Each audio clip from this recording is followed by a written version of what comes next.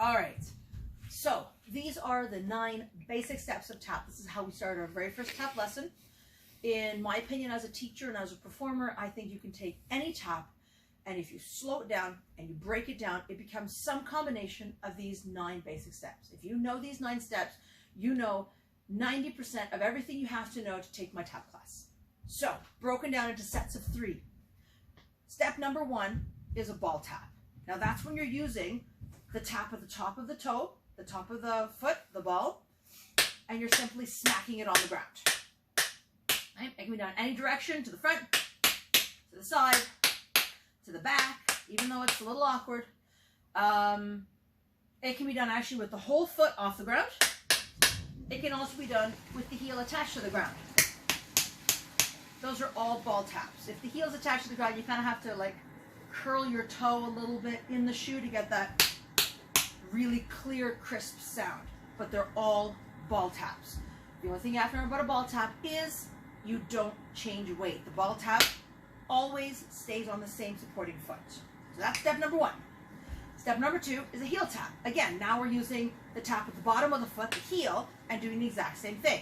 You're just smacking it on the floor. It's a single sound. It can be done in all different directions. It can be done with the toe off the ground. It can be done with the toe on the ground. All heel taps. Step number 3 is a toe tap. And this is when you're going to be using the tip of the tap on your ball. And you're just smacking the tip of the toe, but you're trying really hard to hit the metal, not your shoe, which gives you that kind of muffled sound. So you want to get that nice ringing metal sound.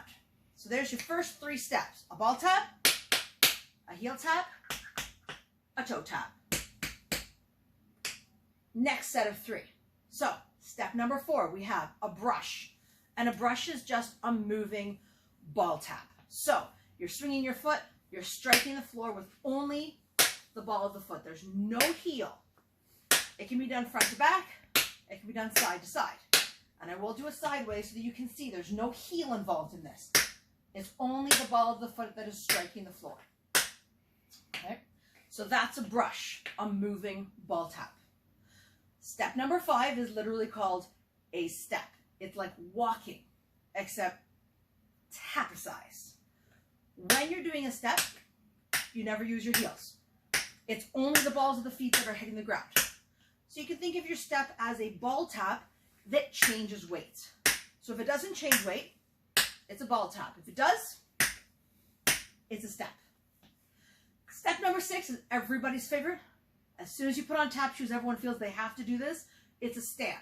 So you're slapping the whole foot on the ground using both taps, making a single sound.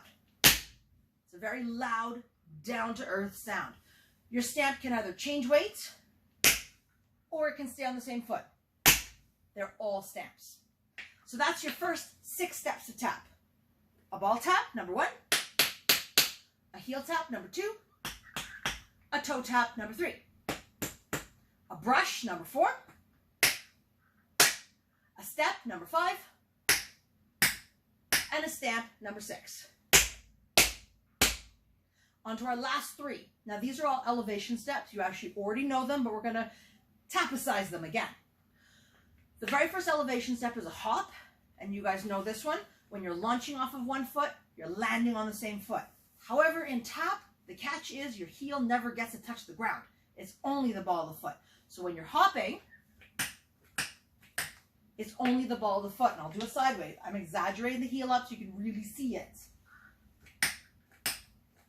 which means it's a little bit intense on the calf muscle, but it's always in the ball of the foot. The heels don't get to touch.